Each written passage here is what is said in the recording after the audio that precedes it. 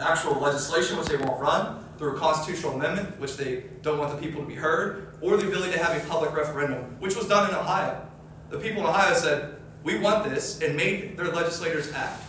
We can't even do that in West Virginia because no public referendum exists. So we are committed to working with everyone and getting this legislation done, but we know they're not going to run it. So we're committed to bringing it to the people and having them decide, which they should have the ability here in West Virginia, so that'll be coming as well. And so now we want to answer any question that you all might have.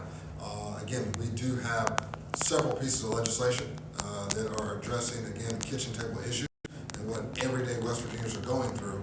And so if you all have any of those, we would love to address them today. Clarification, is the public referendum bill, has that already been introduced? Draft, it'll be introduced. Okay. Yep. It's a draft form, it's pretty much finalized. It'll be dropping.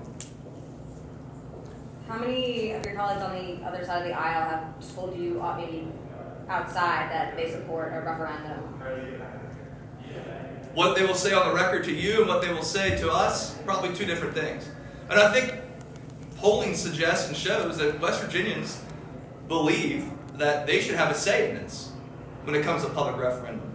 You know, cannabis, one of the fastest growing industries in this entire country. The idea that we've ignored it for a decade now, when 10 years ago a group of us went to Colorado and learned about, and you were there and a few others, we learned about the industry and how fast it was growing and how from seed to sale everything has to happen in the state. We've passed up on $1 billion with a B of revenue that could fund PEIA, that could help our young people.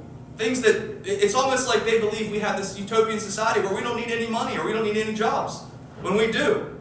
And they've ignored it for a decade. And I think it's reached a point where West Virginians are fed up when they see our neighbors like Ohio and Pennsylvania moving forward in this industry, and we sit on the sidelines and we're always last to act. Yesterday, the governor appointed the former executive director of the Professional Charter School Board as his first appointee to the State Board of Education. He also took some swipes at the Board of Education, Department of Education yesterday, particularly when it comes to issues involving school funding. I know the Senate's got a couple bills that have been going through on the Senate Education side, dealing with school aid formula funding, specifically when you're talking about the cost to educate special education students. That's a growing problem. I haven't seen much of that in the really introduced or talked about on the House side.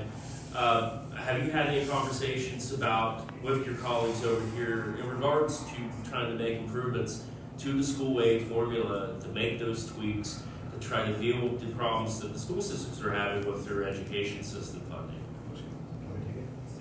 Thank you, Stephen. I mean, we started off the session getting a report from the RAND Corporation that was paid for by the legislature.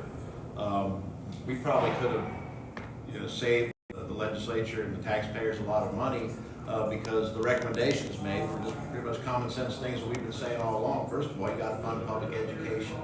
We have to have great schools for everybody's kids, not just those that can afford private schools or those who are able to homeschool.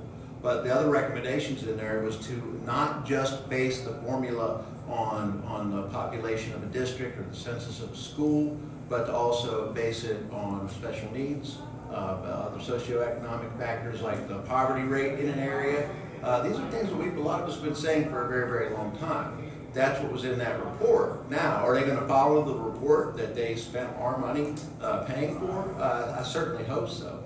I've heard some conversations, but that's it. I've not seen bills to actually do this. So we've introduced bills to actually address the school aid formula. But this is not a new problem. And it's definitely not a new problem when you go out in the communities all over West Virginia, especially in rural West Virginia, and school after school are being shut down, or the state's having to take over school districts. This is not a new problem, but it's the lack of urgency for the Republican supermajority to address it. We've been ready to go on this. We've been saying the same thing for a long time. Sort of related to that too, it's on your obviously plan here, and it was also in the RAND report too, about putting guardrails on the Hope Scholarship program. Yeah. Talk a little bit about that. Yes, so with that Hope program, we do have a bill Right now, we hope to get it run that is going to make it income-based. And so there are tiers from $75,000 to $150,000 for families, which would phase out and what that award would look like. And then when you get to a certain point, you no longer are eligible to the HOPE program. In that piece of legislation, it also has some language in there that's going to make them pay their fair share. So currently, right now, as you see with special education, also extracurricular activities, once that money leaves, the public education system is being hurt.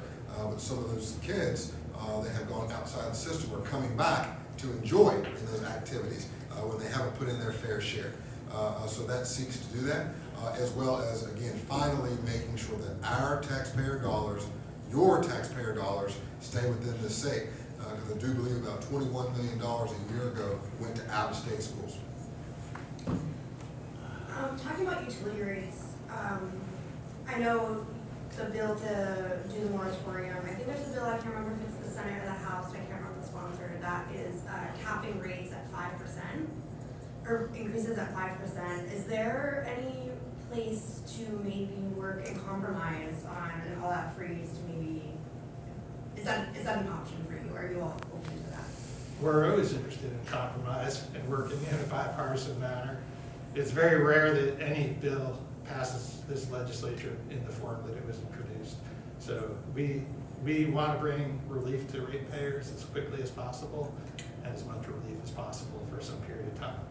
And for Christian, I think your bill to make PSC an elected position, that's been up for quite a few years and has, I think, been introduced by Republicans as well. Why is that so important, and why do you think that PSC should be represented by elected people instead of? Well, it's pretty simple. I think those that are regulating our utilities, something we all have to pay, those that are regulating it should answer to the people and not simply just the governor who appoints them or the industry that most of them used to work in.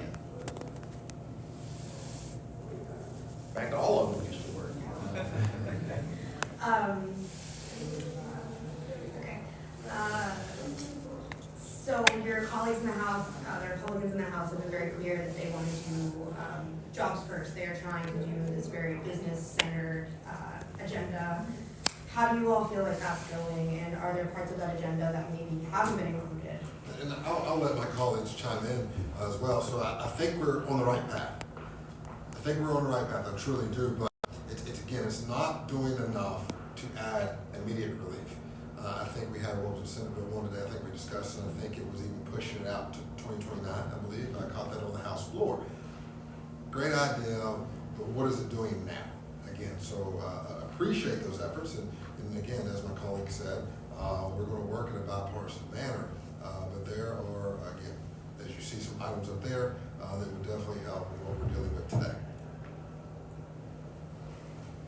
Yeah, I think the jobs aspect is important. Nobody would ever argue with that. But if you look at where West Virginians and Americans are really hurting, it's on the expense side of things, where families can't afford aspects of their life. And so you have a lot of people, say, in my area, in Montague County and Marion County, who might have a job at the hospital. And so bringing jobs isn't necessarily going to do something for them, but what will do something for them is if you lower their utility rates. The governor is obviously talking about, whether it's a Monday or a Tuesday, this 5% tax cut, 10% tax cut, whichever it is. The 5% is going to put $60 a year back in the average taxpayer's pocket, with utility costs inflating the way that they are at rates of 10%. We're talking about putting $300 a year back in people's pockets, all the while not raiding the Treasury and making it so that we have to raise premiums on our public employees or cut services. So jobs are an important part about it, but if you walk around anywhere here, you can't spit without somebody complaining about the price of something in West Virginia and in the United States of America, and it's tone deaf not to address that issue. Obviously, child care is a big part of what you all have talked about with your kitchen table tour, but I feel like child care funding, incentivizing child care, I feel like that was a big issue even for Republicans a few years ago. Even House Speaker Roger Hanshaw had talked about it. I feel like this session has been very quiet.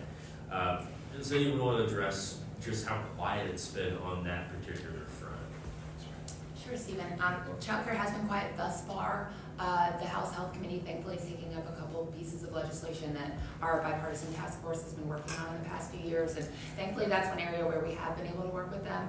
Quite frankly, we're trying to do as much as we can to get around the Republican Finance Committee because they've killed every piece of childcare legislation that we've seen in a very long time. So I'm excited to see the bills on the agenda, but we'll believe it when it makes it to the floor. You all kind of touched on the governor's proposed tax credit.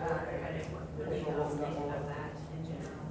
Which tax credit? Well, I'm sorry, not tax credit, tax cut, 5% or 10%. Do you support the income tax? I mean, I think the devil's in the details, and based on the details that we're seeing, I don't think we can afford it.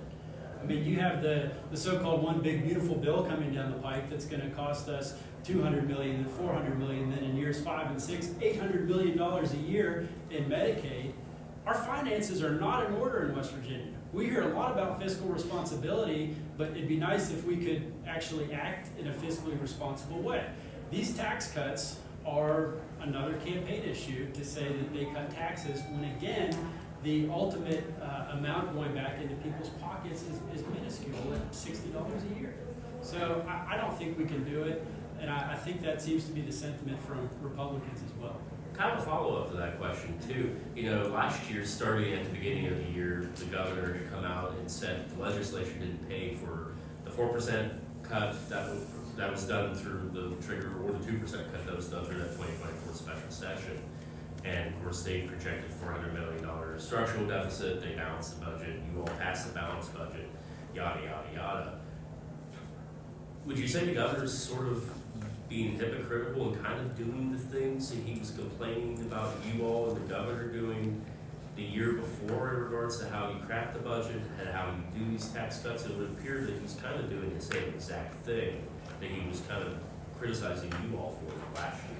Well, it certainly doesn't inspire confidence when you have him saying, you know, we're $400 million off the mark one year, and then the next year he's advocating for that.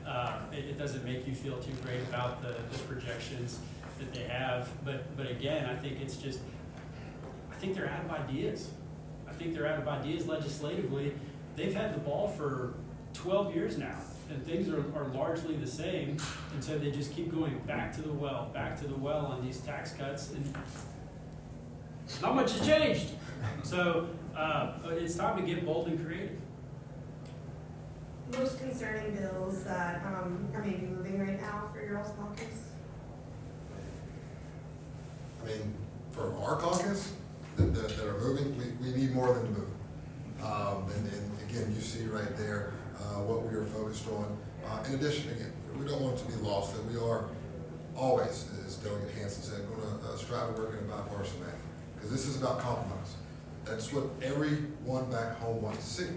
But it feels at times that there's only one party, one compromise. And so we want to make sure that we are able to deliver for the people of West Virginia. Well, if that is it, we appreciate you all today.